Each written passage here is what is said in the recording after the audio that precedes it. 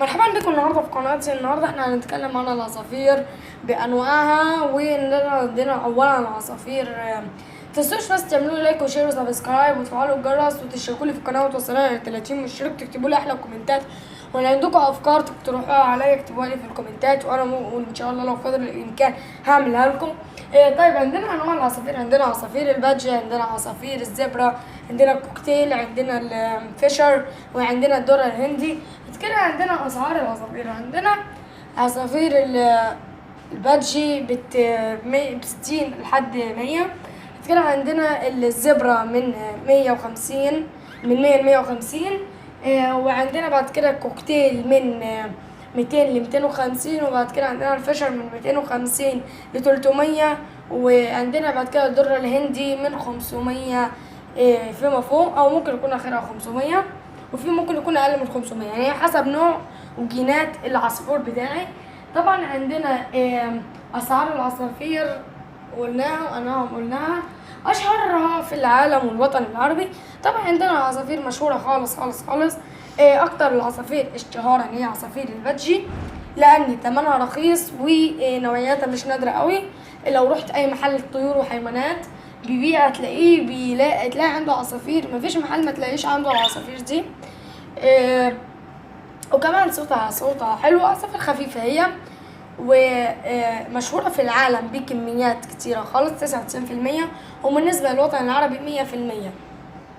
لأنه هو في جميع المناخ بيعيش في كل أنحاء العالم تلاقيه بيعيش، عشان ملوش مناخ معين. تمام. عمر تزوج العصافير، أنا بصراحة عشان مبقاش كداب وأكدب عليكم، عندنا العصافير عمر التزاوج بتاعها عصافير البادجي من عمر 6 أشهر لحد فيما فوق. وعندنا بعد كده الكوكتيل بياخد من 11 شهر او 12 شهر فيما فوق. انا ما اعرفش الباقيين عشان ما بقاش كداب عليكم. والدرة الهندي غالبا بتبقى زي الكوكتيل. طريقة الاعتناء بعصافير البادجي. عندي انا عصافير البادجي دلوقتي بتحتاج، واي نوع عصافير بيحتاج الى اعتناء. بنعتني بيه ازاي؟ المية، بالنسبة للمية كل يوم بتتغير، ده في الصيف. وفي الشتاء كل يومين. الاكل، بالنسبه للاكل كل يوم بيتغير. بننفخه بنشيل القشور وبنكمله تاني. بالنسبه للدرج من تحت ده كل يومين او 3 ايام بيتنضف.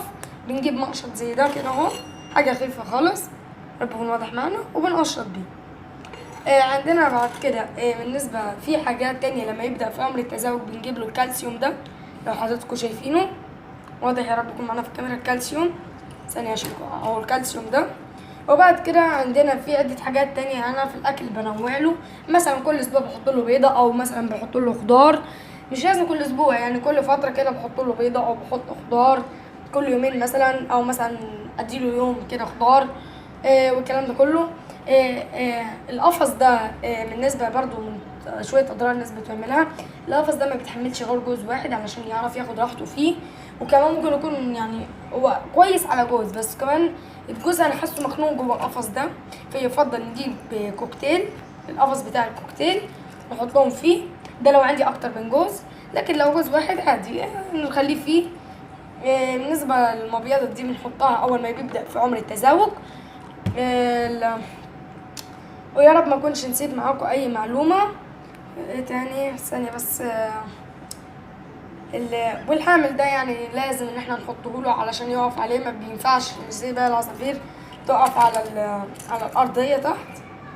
بالنسبه ايه تاني وبس كده. يا رب اكون قلت كل الحاجات. ما تنسوش تعملوا لي لايك وشير وسبسكرايب وتفعلوا الجرس عشان يوصلكم كل جديد، وتشتركوا لي في القناه وتوصلوها ل 30 مشترك. وزي ما قلنا برضو اكتبوا لي لو عندكم اي حاجه نكتبها في الفيديوهات بتاعتي. واكتبوها لي في الكومنتات. انا على فكره عامل فيديو عن تزاوج العصافير وايه الاضرار والسلبيات اللي احنا بنقيمها في هذه الحالات يعني وكده. يتمنى كنتوا تشوفوه. كمان عامل كذا فيديو تاني عن مسدس الشمع وعن حاجات تانية. اتمنى كنتوا تشوفوها ووصلوا لي القناه ل 30 مشترك. ومتنسوش تعملوا لي لايك وشير. والسلام عليكم.